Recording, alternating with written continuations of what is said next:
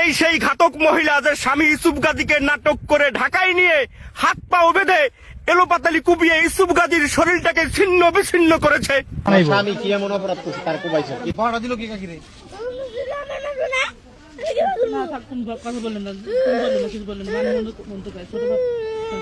এই বাচ্চার সামনে এই কামটা কেমনে করলি তুই? আমার কি ইচ্ছে হয় তোর আমি মারি, আমার ইচ্ছে হয় আপনাদের দারুণ নাকি বলে ইচ্ছা হইছে যে মাছ সেটাই তো ঠিক আছে কি লাগা মারছ ক তুমি অনেক কষ্ট, অনেক কষ্ট আমার।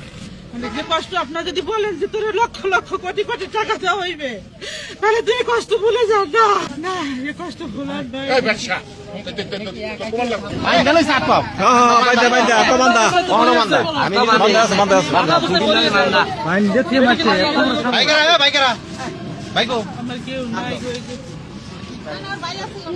ভাই পরে ভাই কো যাও কোন বাসা থাকেরা